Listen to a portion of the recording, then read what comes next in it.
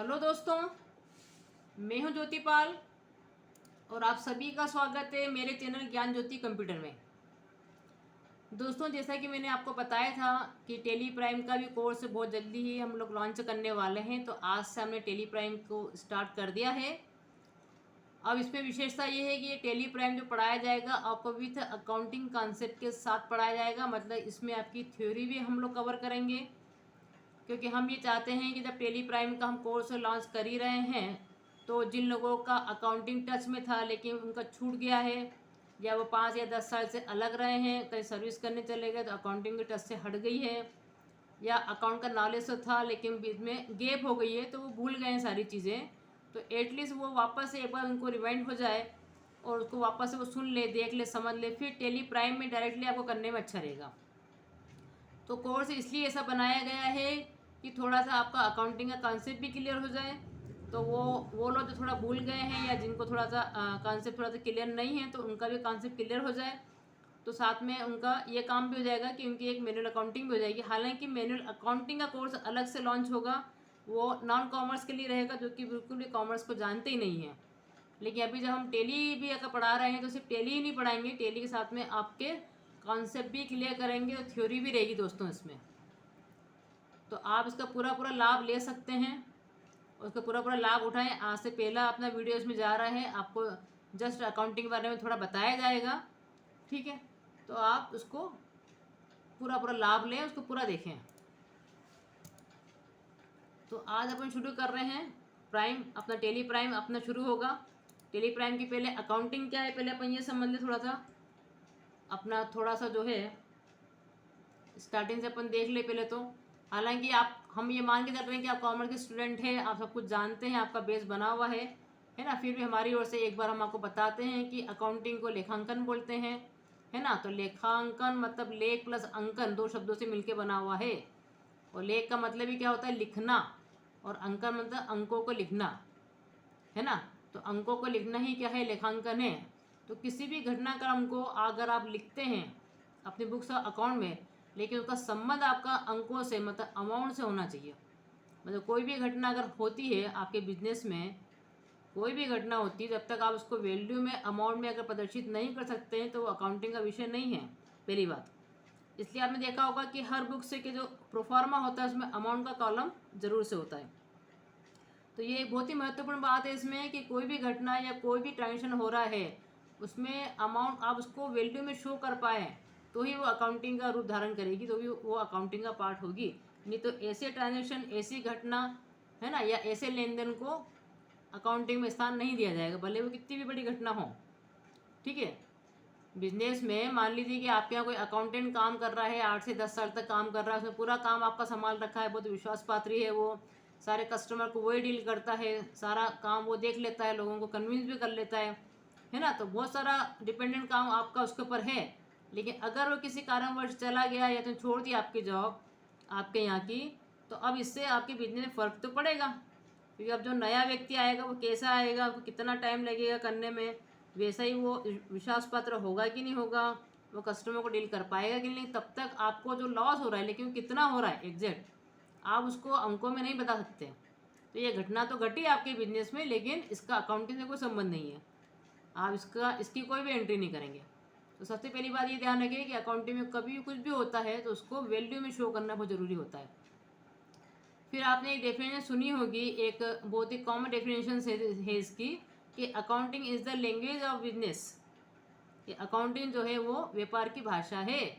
जैसे एक भाषा जो होती है, एक जो लैंग्वेज होती है ना, उससे हम क्या करते हैं, अपने विचारों का आदान प्रदान करते हैं, अपने आप को व्यक्त करते हैं, ठीक है, अपने आप को एक्सप्रेस करते हैं उसके थ्रू। इसी प्रकार से आपके बिजनेस की क्या पोजीशन है, आपके बिजनेस को अगर दूसरे को अपने को बताना हो, आपका कोई क्लाइंट है या आपका कोई कस्टमर है या गवर्नमेंट को देखना है या जो इन्वेस्टर्स होते हैं वो अगर आपके बिजनेस को देखना चाहते हैं कि आपका बिजनेस कितना ग्रो कर रहा है, क्या पोजीशन है इसकी, है ना। तो आपके बिजनेस को एक्सप्रेस करने के लिए अकाउंटिंग, आप उसको अकाउंटिंग मतलब आप अपने बिजनेस में क्या करते हैं, अकाउंटिंग उसको मेंटेन करते हैं, तभी आपकी बिजनेस की पोजीशन मालूम पड़ती है कि आपका आर्थिक परिणाम क्या हुआ, आपकी आर्थिक स्थिति क्या है। तो मतलब एक तरीके से आप अकाउंटिंग के थ्रू अपने बिजनेस को क्या कर रहे हैं, एक्सप्रेस कर रहे हैं, इसलिए इसको लैंग्वेज कहा गया है कि ये एज ए लैंग्वेज का काम कर रही है। इसलिए बोला गया है कि अकाउंटिंग जो है वो व्यापार की भाषा है। ठीक है, तो अपन एक सारांश रूप में कह सकते हैं कि वह लेखांकन या अकाउंटिंग है क्या, तो आपके बिजनेस में जो भी लेन देन होता है, लेकिन जो वित्तीय लेन देन होना चाहिए, आपको मैंने पहले समझा दिया। जो भी आपके वित्तीय लेन देन होते हैं उसको क्रमबद्ध रूप से जो आप लिखते हैं, ठीक है, आपकी लेखा पुस्तकों में जो आप उसको नियम के अनुसार एक विधिवत एक नियम होता है लिखने का, ये भी आपको पता होगा, है ना। अपन रूल्स के हिसाब से लिखते हैं, ऐसे कोई भी नहीं कोई भी इसको लिख नहीं सकता है, इसके लिए आपका नॉलेज होना जरूरी है। तो आप सबसे पहले क्या करते हैं, बुक्स में एंट्री करते हैं उसकी, ठीक है, तो उसको आप लेखाबद्ध करते हैं, क्रमबद्ध रूप से उसका लेखाबद्ध करते हैं। देन फिर आप वर्गीकरण करते हैं, उसकी लेजर पोस्टिंग करते हैं, ये भी आपको पता होगा। आपकी एक लेजर बुक होती है, उसमें सारे अकाउंट खोलते हैं आप, ठीक है, तो लेजर पोस्टिंग करते हैं। फिर आप बनाते हैं सारांश, मतलब कि तलपड़ बनाते हैं आप, और उस तलपड़ के बेस पे फिर आप उसका और भी कुछ अपन अंतिम खाते बनाते हैं, जैसे आपका ट्रेडिंग अकाउंट है, आपका प्रॉफिट एंड लॉस अकाउंट है। देन आप बैलेंस शीट एक स्टेटमेंट भी तैयार करते हैं, है ना। ये सारी प्रोसीजर एक अकाउंटिंग की होती है, ये बताया गया है। ठीक, अब इसका आपको पता है कि आप बिजनेस में जो व्यापारी के साथ जो लेन देन होते हैं, एक व्यापार में जो लेन देन होते हैं तो बहुत सारे होते हैं, है ना। कोई भी जो व्यापारी होता है उसको याद तो रख नहीं सकता है, इसलिए उसको अकाउंट में मेंटेन करना बहुत ज़रूरी है ना। उसके बाद कितनी संपत्तियां हैं, कितनी देनदारियां हैं, कितनी उसका पूंजी है, इन सभी चीज़ों की इसको जानकारी रहे, इसके लिए लेखांकन अकाउंटिंग जरूरी होती है, ये भी आपको पता है। ठीक, उसके अलावा वो बता रहे हैं कि जो प्रोसेस होती है इसकी, प्रोसेस में क्या है, अगर आपको पता है, आप अगर थोड़ा आपको अगर नॉलेज है तो आपको पता ही होगा कि जो इसकी अकाउंटिंग की प्रोसेस है, उस प्रोसेस में अपन सबसे पहले क्या करते हैं, जो भी लेन देन होता है उसको रिकॉर्ड करते हैं। सबसे पहला काम का इसका रिकॉर्डिंग ही है। फिर आपको क्या करते हैं, वर्गीकृत करते हैं, मतलब लेजर पोस्टिंग करते हैं। उसके बाद आप क्या बनाते हैं, सारांश बनाते हैं, मतलब ट्रायल बैलेंस बनाते हैं आप। और ट्रायल बैलेंस बनने के बाद ही सारी रिपोर्ट्स आपकी तैयार होती है।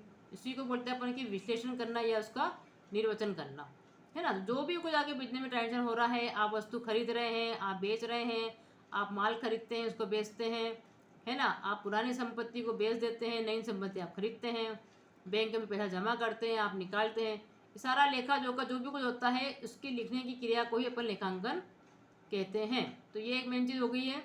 तो व्यवसाय के वित्तीय लेन देनों को लिखा जाना ही क्या है, लेखांकन है आपका। ठीक है, और अकाउंटिंग का जो भी कार्यभार करता है वो कहलाता है आपका अकाउंटेंट, ये भी आपको पता है। अब इसमें बता दिया गया है, देखिए कि लेखांकन के प्रारंभ में जो क्रियाएं होती है, 3 क्रियाएं जो है, मतलब 3 स्टेप, जैसे मैंने आपको बताया। सबसे पहले रिकॉर्डिंग, कि आपके बिजनेस में कोई भी ट्रांजेक्शन हुआ है, कोई भी लेन देन हुआ है, सबसे पहले आप क्या करते हैं, उसको बुक्स में लिखते हैं। जनरल बुक आपको पता ही है ना। सबसे पहली एंट्री कहाँ होती है आपकी, जिसको आप हिंदी में जो है रोज नामचा बोलते हैं। ठीक है, तो सबसे पहली एंट्री आपका करते हैं जनरल बुक में करते हैं। तो अगर कोई छोटा व्यापारी होगा सिर्फ जनरल में सारी एंट्रीज कर देगा, है ना। कभी कोई बड़ा व्यापारी होता है, उसके बहुत ज़्यादा ट्रांजेक्शन होते हैं, तो इसी जनरल के अपन क्या करते हैं, फिर क्लासिफिकेशन कर देते हैं। लेकिन है तो पहली स्टेप, आपने परचेज बुक अलग से बना ली, सेल्स बुक अलग से बना ली, सेल्स रिटर्न अलग से बना लिया, परचेज रिटर्न आपने अलग से बना लिया, बिल से रिसीवेबल आपने अलग कर दिए, बिल से पेबल आपने अलग कर दिया, ठीक है, और आपका प्रॉपर जनरल आपने अलग कर दिया, कैश बुक आपने अलग कर दी। लेकिन हो तो क्या रहा है, पहली स्टेप तो क्या है, रिकॉर्डिंग ही है। आप इसी जनरल के अलग अलग बुक बना दो या फिर एक ही जनरल में सारी एंट्री कर दो, है ना। तो पहली स्टेप आपकी होती है रिकॉर्डिंग, कि कोई भी आपके बिजनेस में ट्रांजेक्शन हुआ, लेन देन हुआ, सबसे पहले आप क्या करते हैं, उसको रिकॉर्ड करते हैं। मतलब आप वो 2 अकाउंट निकाल लेते हैं कि भाई किन दो अकाउंट पे उसका फ़र्क पड़ा है, इफेक्ट पड़ा है, ठीक है, और कौन सा अकाउंट डेबिट हो रहा है, कौन सा अकाउंट क्रेडिट हो रहा है, ये आप बता देते हैं। ठीक, इसमें आपसे जानकारी देते हैं कि कौन से 2 अकाउंट अफेक्टेड हुए हैं, देन कौन सा अकाउंट डेबिट होगा, कौन सा अकाउंट क्रेडिट होगा, क्योंकि आपको पता है कि 2 पक्ष होते हैं हर अकाउंट के, डेबिट एंड क्रेडिट। ठीक, उसके बाद फिर आप क्या करते हैं, क्लासिफिकेशन करते हैं। सेकंड स्टेप क्या है, लेजर पोस्टिंग। सेकंड स्टेप होती है आपकी लेजर पोस्टिंग। अगर आप मैनुअली पिक्चर बना लें दिमाग में क्या क्या होता है, ताकि टेली के टाइम पे आपको समझ में तो आए कि ये हो क्या रहा है, क्योंकि टेली में तो ये सब करना ही नहीं पड़ेगा। टेली प्राइम जो है ऑटोमेटिकली बस आपने एंट्री करी, सारी चीज़ें वो खुद ही कर देगा, सारे बुक्स मेंटेन कर देगा, सारे क्लासिफिकेशन कर देगा, लेजर पोस्टिंग कर देगा, आपका ट्रायल बैलेंस आपका बन जाएगा, आपको सारी रिपोर्ट तैयार हो जाएगी। लेकिन कैसे हो रही है, थोड़ा सा आपके दिमाग में पिक्चर बनना चाहिए, इसलिए हम आपको थोड़ा सा यहाँ पे थ्योरी भी पढ़ा रहे हैं इसमें। ठीक है, तो क्लासिफिकेशन में क्या होते हैं, आप क्या करते हैं कि जो भी आपने जनरल में बताया कि भाई ये 2 अकाउंट क्या हो रहे हैं, हमारे अफेक्टेड हो रहे हैं, उन दोनों अकाउंट को आप क्या करेंगे, यहाँ पे खाता खोलना पड़ेगा आपको, है ना। और फिर जाके आप क्या करेंगे, उसके जो दो पक्ष होते हैं डेबिट और क्रेडिट, आपको पता है कि आपका राइट हैंड साइड वाला क्या होता है, क्रेडिट होता है, लेफ्ट वाला आपका डेबिट होता है, और फिर जिस पे उस अकाउंट का इफेक्ट जा रहा है उसमें वो अमाउंट आप लिख देते हैं, तब जाके वो फाइनली क्या होता है, डेबिट या क्रेडिट होता है। जनरल में आपसे ये बताते हैं कि ये अकाउंट डेबिट होगा, ये अकाउंट क्रेडिट होगा, अभी वो हुआ नहीं है। जब आप क्लासिफिकेशन करते हैं, लेजर पोस्टिंग करते हैं, तब वो जाके अकाउंट जो है डेबिट या क्रेडिट होता है, ये भी आपको पता होना चाहिए। ठीक, तो इसी को बोलते हैं अपन वर्गीकरण, जिसमें अपन खाता या लेजर बनाते हैं, इसमें सारे आपके लेजर ही लेजर होते हैं। ये दोनों काम आपके होते हैं। उसका तीसरा काम होता है आपका समराइजिंग का, मतलब ये दोनों काम था कि बुक से रिलेटेड है। उसके बाद जो भी इन दोनों के बाद आप जो भी कोई रिपोर्ट तैयार कर रहे हैं वो सब समरी का काम हो गया है, जिसमें कि आप ट्रायल बैलेंस भी बनाते हैं। फिर ट्रायल बैलेंस के बेस पे अगर आप ट्रेडिंग भी बना रहे हैं, प्रॉफिट एंड लॉस अकाउंट भी बना रहे हैं, या बैलेंस शीट भी बना रहे हैं, वो कहानी आपकी अलग हो गई है, क्योंकि उसके थ्रू आप रिपोर्ट तैयार कर रहे हैं। ये दोनों काम आपके बुक कीपिंग से संबंधित है। और इसके अलावा आपको लाभ तो पता ही है कि भाई, लाभ तो पता ही दिया आपको, है ना, कि आपको ये सब, आप जितना भी ट्रांजेक्शन होता है कोई भी व्यक्ति उसको याद नहीं रख सकता है। प्रतिदिन सैकड़ों क्या होते हैं आपके लेन देन होते हैं, है ना, आप मान लो खरीदते हैं, बेचते हैं, खर्चा भी कर रहे हैं, आय भी हो रही है, व्यय भी हो रहा है ना, इन सबको याद रखना मुश्किल है, तो इसके लिए अकाउंटिंग करना जरूरी होती है ना। दूसरी बात, आपको बहुत सारी महत्वपूर्ण जानकारी मालूम पड़ती है अपने बिजनेस के बारे में, कि ये लाभ में चल रहा है कि हानि में चल रहा है, हमारे पास कितनी असेट्स है या हमारे पास कितनी लाइबिलिटीज़ है, कितने को हमको देना पड़ रहा है या कितने से हमको लेना है, हमारे बैंक में कितना रुपया है, ठीक है, हमारे अभी गल्ले में कितना पैसा पड़ा हुआ है, ऑफिस का जो गल्ला कैश जो है वो कितना है, हमारी आर्थिक स्थिति क्या है ना, कितनी असेट्स है, कितनी लाइबिलिटी है, इन सारी बातों का हमको इन्फॉर्मेशन मिलती है अकाउंट से, अगर हम अकाउंटिंग मेंटेन करते हैं प्रॉपरली तो अकाउंटेंसी से। ठीक है, या कभी कोई डिस्प्यूट भी हो जाता है ना, कभी कोई डिस्प्यूट भी होगा तो न्यायालय में आपसे बुक्स ही मांगी जाएगी। आपको जो लेजर बुक होती है या कैश बुक होती है उसको संभाल कर अपने को रखना पड़ता है। ठीक है, वही काम आती है प्रमाण के रूप में, वो भी होना बहुत ज़रूरी है ना। उसके अलावा आपका जो एम्प्लॉय होते हैं उनके कितना वेतन दिया गया है, कितना बोनस दिया गया, क्या भत्ता दिया गया, सबका रिकॉर्ड आपके पास मिल जाता है ना। ये सारी बहुत सारी सुविधाएं आपको मिलती है। दूसरा भी ये देखें कि लेखांकन विज्ञान है कि कला है। जनरली ये राइटर के बीच में बहुत ज़्यादा ये डिस्कशन होता रहता है, कोई बोलता है कि सिर्फ विज्ञान है, कोई बोलता है सिर्फ कला है, कोई बोलता नहीं तो दोनों है। लेकिन भैया ये विज्ञान और कला दोनों हैं। क्यों? क्योंकि इसके भी अपने सिद्धांत हैं। विज्ञान का मतलब क्या होता है, एक क्रमबद्ध ज्ञान जिसमें कुछ सिद्धांतों को हम लागू करते हैं, है ना। किसी सिद्धांत के हिसाब से अगर आप चलते हैं तो आप क्रमवाइज अगर चलेंगे तो वहाँ तक पहुँच जाएंगे, ये विज्ञान बोलता है। तो यही बात आपके अकाउंटिंग में भी है, अकाउंटेंसी में भी है, कि आप अगर जो भी आप अगर आगे जाकर आप सिद्धांत देखेंगे, इसके प्रिंसिपल है, इसके भी अपने कुछ प्रिंसिपल है, उस प्रिंसिपल को अपन फॉलो करते हैं तो वो जो प्रिंसिपल है वही विज्ञान का काम कर रहा है, क्योंकि इसके कुछ सिद्धांत हैं। और जब ये सिद्धांत आप प्रैक्टिकली यूज़ करते हैं तब वो आर्ट बन जाती है, वो कला बन जाती है। समझे बात को आप, है ना। जैसे कोई पेंटर होता है ना, इसकी पेंटिंग करने के भी अपने कोई नियम कानून होते हैं, लेकिन जब वो उस नियम कानून को प्रैक्टिकली लागू करता है तो वो आर्ट बन जाता है। जैसे बोलते हैं डांस करने के भी एक क्या होता है, सिद्धांत होते हैं, एक प्रिंसिपल है कि भाई 1 2 करके आगे बढ़ना है, 1 2 करके पीछे जाना है आपको। संगीत के भी क्या होते हैं, सिद्धांत है अपने, कि इसी तरह के सारे गामा गाना है आपको। लेकिन जब आप उसको प्रैक्टिकली यूज़ करते हैं, उसको फॉलो करते हैं अपने जीवन में, तब वो कला बन जाती है। इसी प्रकार से अकाउंटिंग के भी कुछ सिद्धांत हैं, उस प्रिंसिपल से, उस प्रिंसिपल को जब आप प्रैक्टिकली लागू कर देते तब वो आर्ट बन जाती है, कला बन जाती है। इसलिए लेखांकन को विज्ञान और कला दोनों कहा जाता है। उसके बाद ये 3 चीज़ों के बारे में थोड़ा देख लीजिए। लोगों को जनरली कन्फ्यूजन रहता है कि ये बुक कीपिंग क्या है, ये अकाउंटिंग क्या है, देन ये अकाउंटेंसी क्या है। ठीक है, तो एक बात ये समझ लें कि जब कोई भी चीज़ बहुत बड़ी होती है ना, कभी कोई टॉपिक अगर मान ली बहुत बड़ा है तो अपन क्या करते हैं, उसको थोड़े टुकड़े में तोड़ देते हैं। या कोई भी चीज़ बहुत बड़ी होती है तो अपन क्या करते हैं, कुछ चैप्टर वाइज पढ़ते हैं, तो चैप्टर वाइज पढ़ने में अपने को आसान हो जाती है वो चीज़ पढ़ने में। सेम थिंग ये है कि अकाउंटेंसी बहुत विशाल है, बहुत बड़ा है, इसका एरिया बहुत बड़ा है, लेकिन उसको समझने के लिए उन्होंने क्या करा, जो उसका प्रारंभिक हिस्सा होता है, अकाउंटेंसी का जो प्रारंभिक हिस्सा होता है उसको नाम दे दिया बुक कीपिंग, जहाँ पे आप बुक को मेंटेन करते हैं। तो वो जो आपकी 3 स्टेप में जो फर्स्ट स्टेप थी जो आपको ऊपर बताई थी अभी, है ना, कि जब भी कोई ट्रांजेक्शन होता है आपके बिजनेस में, कोई भी व्यापारी लेन देन होता है, सबसे पहले आप क्या करते हैं, रिकॉर्डिंग करते हैं। काय में करते हैं, जनरल में करते हैं। तो वो क्या है, एक बुक है, तो जनरल आपकी बुक है, तो रिकॉर्डिंग का काम। देन फिर आप क्या करते हैं, फिर क्लासिफिकेशन करते हैं, आप क्लासिफिकेशन करते हैं। ठीक है, तो साल भर आप यही काम करते रहते हैं, रिकॉर्डिंग करना, देन क्लासिफिकेशन करना, मतलब लेजर में पोस्टिंग करना। तो लेजर बुक रखते हैं आप, तो ये जो बुक वाले काम, ये जो दोनों काम है आपके, जो आपकी फर्स्ट और सेकंड दो स्टेप है, उसी को बोला जाता है बुक कीपिंग। जहाँ पे आप बुक्स के अंदर कुछ ना कुछ एंट्री कर रहे हैं, तो वो कहलाती है आपकी बुक कीपिंग, है ना। तो जो प्रारंभिक काम होता है कि जैसे कोई आपके बिजनेस में कोई भी लेन देन हुआ, उसका आपने बुक्स में नोट करा, लिखा और फिर उसकी लेजर पोस्टिंग करी, उसी को बोलते हैं बुक कीपिंग, है ना। फिर जब साल के अंत में क्या करते हैं आप, साल के अंत में आप क्या करते हैं, लेजर को क्या करते हैं, बंद कर देते हैं, क्लोज कर देते हैं। उसका सारा आप शेष निकाल के उसको पूरे टोटल को बराबर करके आप क्या करते हैं, लेजर को बंद कर देते हैं। तो वहाँ पे आपका काम खत्म हो जाता है, सबके शेष निकल के आ गए हैं। ठीक, उसके बाद जो आप काम कर रहे हैं, जो रिपोर्ट तैयार कर रहे हैं, वहाँ से शुरू हो जाती है आपकी अकाउंटेंसी। वहाँ से शुरू हो जाती है आपकी अकाउंटेंसी, कि आप फिर ट्रायल बैलेंस भी बना रहे हैं उसी रिपोर्ट के आधार पर। मतलब बुक कीपिंग का होना बहुत जरूरी है, वो उसका आधार है। बुक कीपिंग के बिना अकाउंटेंसी का कोई वैल्यू नहीं, लेकिन है ये इसी का पार्ट, भी ध्यान रखें। ठीक, तो उसके बाद जो आप ट्रायल बैलेंस बना रहे हैं, उसके बाद कोई रिपोर्ट तैयार कर रहे हैं, आप ट्रेडिंग अकाउंट बना रहे हैं, प्रॉफिट एंड लॉस अकाउंट बना रहे हैं, आप बैलेंस शीट बना रहे हैं, आप मैन्युफैक्चरिंग अकाउंट बना रहे हैं, ठीक है, आप रेशो एनालिसिस बना रहे हैं, आप कुछ भी कर रहे हैं, आप फंड फ्लो बना रहे हैं, कैश फ्लो बना रहे हैं, स्टेटमेंट, ठीक है, आप कुछ भी जो रिपोर्ट तैयार कर रहे हैं इसके थ्रू, वो सारा अकाउंटेंसी कहलाता है आपका। अब ये अकाउंटेंसी भी बहुत बड़ा पार्ट है, तो उन्होंने फिर क्या करा, इसकी भी ब्रांचेस कर दी है। इसी को बोलते हैं हम ब्रांचेस ऑफ अकाउंटेंसी। भाई बुक कीपिंग तो उसका प्रारंभिक हिस्सा हो गया, ठीक है। उसके बाद जो अलग अलग अपन जो रिपोर्ट तैयार कर रहे हैं, उसके हिसाब से उसके ब्रांचेस भी अलग अलग कर दी गई है। जैसे कि आप नाम सुनते हैं कि एक आपका होता है फाइनेंशियल अकाउंटिंग, एक होता है आपका कॉस्ट अकाउंटिंग, एक होता है आपका मैनेजमेंट अकाउंटिंग। तो मतलब अकाउंटिंग भी क्या है, इसी का पार्ट है, अकाउंटेंसी का ही। इसको समझने के लिए अपन इसको 3 ब्रांचेस और कर दिए, तो ये होल उसको पूरे को मिला के अपन बोलते हैं अकाउंटेंसी। अकाउंटेंसी सबसे बड़ी चीज़ है मतलब, ठीक है। और उसके जो अलग अलग भाग कर दिए गए हैं, फाइनेंशियल अकाउंटिंग अलग कर दी है, कॉस्ट अकाउंटिंग अलग कर दी, मैनेजमेंट अकाउंटिंग अलग कर दी, उसको बोलते हैं अकाउंटिंग। और जो उसका प्रारंभिक हिस्सा था उसको बोलते हैं अपन बुक कीपिंग, ठीक है। तो मेनली अपन क्या करते हैं, फाइनेंशियल अकाउंटिंग ही सीखेंगे अभी, लेकिन कुछ हिस्सा अपन कॉस्ट अकाउंटिंग का भी लेंगे जब आप टेली प्राइम में जाएंगे अभी तो।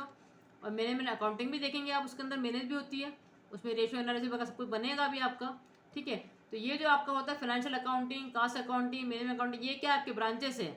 अब इसको समझ लीजिए ध्यान से आप, किसमें क्या क्या आता है। देखो, अकाउंटेंसी के अंदर आपका बुक कीपिंग भी है, इसमें आपका फाइनेंशियल अकाउंटिंग भी है, इसमें आपका कॉस्ट अकाउंटिंग भी है, इसमें आपका मैनेजमेंट अकाउंटिंग भी है। तो जो बुक कीपिंग होता है उसमें रिकॉर्डिंग और क्लासिफिकेशन वाले जो 2 काम होते हैं, 2 स्टेप होती है, वो बुक कीपिंग कवर करती है, ठीक। उसके बाद जो आप रिपोर्ट तैयार करते हैं वो फाइनेंशियल अकाउंटिंग से संबंधित है। अगर आप बना रहे हैं ट्रेडिंग अकाउंट, अगर आप बना रहे हैं प्रॉफिट एंड लॉस अकाउंट, अगर आप बना रहे हैं बैलेंस शीट, ये सारी चीज़ें होती फाइनेंशियल अकाउंटिंग से संबंधित। लेकिन अगर आप बना रहे हैं प्रोडक्शन अकाउंट, समझे बात को, अगर आप क्या करते हैं कोई वस्तु बना के बेचते हैं, तो आपको एक मैन्युफैक्चरिंग अकाउंट बनाना पड़ता है, जो कि कॉस्ट से संबंधित होता है, कि ये जो हम बना रहे हैं अपने घर में, ये जो दुकान पे बैठ के हम जो ये बना रहे हैं चीज़ें, उसको बनाने में कितनी कॉस्ट लग रही है, तो कॉस्ट ऑफ प्रोडक्शन आपको निकालना होता है। तो ये सारी रिपोर्ट जो आप तैयार कर रहे हैं, आप कॉस्ट स्टेटमेंट बना रहे हैं, आप कॉस्ट शीट बना रहे हैं, आप लेबर कॉस्टिंग बना रहे हैं, ये सारे काम क्या हो गए, कॉस्ट अकाउंटिंग से संबंधित हो गए, इसलिए इसकी ब्रांच अलग कर दी गई है। तो अगर आप ईयरली रिपोर्ट तैयार कर रहे हैं तो ये इस ब्रांच के अंदर आएगा, अगर आप ईयरली रिपोर्ट तैयार कर रहे हैं तो ये फाइनेंशियल अकाउंटिंग के अंदर आएगा। अगर आप ratio analysis, fund flow statement, cash flow statement, budget, इससे संबंधित कोई रिपोर्ट बना रहे हैं तो ये कहलाता है आपका मैनेजमेंट अकाउंटिंग। और ये मैनेजमेंट अकाउंटिंग क्या है, मैनेजमेंट जो लोग मैनेज करते हैं उनको डिसीजन लेने के लिए ये सारी रिपोर्ट तैयार करनी होती है, ठीक है। तो ये काम हो जाता है आपका मैनेजमेंट अकाउंटिंग का, लेकिन है तो सब अकाउंटेंसी का ही पार्ट, ये ध्यान रखें। तो अकाउंटेंसी सबसे बड़ा है, सबसे विशाल है आपका, इसके अंतर्गत ये सारी चीज़ें होती है। ये थोड़ी सी पिक्चर आपके दिमाग में क्लियर होनी थी, इसलिए मैंने आपको ये कॉन्सेप्ट क्लियर कर दिए दोस्तों। आगे अपन देख रहे हैं कि जनरली जो व्यवसाय होता है आपका 3 प्रकार का होता है। एक आपका प्रोप्राइटरशिप फर्म होती है, एक आपकी पार्टनरशिप फर्म होती है, एक आपकी कंपनी होती है, जिसके तीनों के बारे में आप जानते होंगे अगर आपका कॉमर्स बैकग्राउंड है, ठीक है। प्रोप्राइटरशिप में आपको पता है कि एकल व्यक्ति होता है, सोल प्रोप्राइटरशिप कहलाती है आपकी।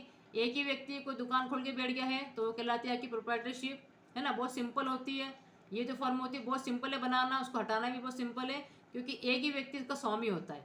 पार्टनरशिप में क्या होते हैं, 2 या 2 से अधिक लोग होते हैं, वो पार्टनरशिप कहलाती है। और जो कंपनी होती है वो आपकी लॉ के थ्रू बनती है, इसमें कोई आपका कंपनी एक्ट के थ्रू कंपनी बनती है आपकी। तो जब अपन पार्टनरशिप पढ़ेंगे या कंपनी पढ़ेंगे तो इसकी थ्योरी अपन अलग से पढ़ेंगे। अभी अपन स्टार्टिंग करेंगे प्रोप्राइटरशिप फर्म से, ठीक है। तो टेली में जब अपन स्टार्टिंग करेंगे अभी प्रोप्राइटरशिप फर्म से करेंगे, तो अभी अपन सिर्फ इसके बारे में देख लें कि ये क्या है। तो इसके बारे में आपको पता है कि कोई एक व्यक्ति का स्वामी होता है ना, वो दुकान खोल के बैठ जाता है, अपना व्यापार चालू कर देता है ना, वो जब चाहता है उसको बंद कर देता है। बहुत आसान होता है उसको खोलना और बंद करना, इसमें कुछ कानूनी प्रक्रिया भी कुछ ज़्यादा नहीं होती है, ठीक है।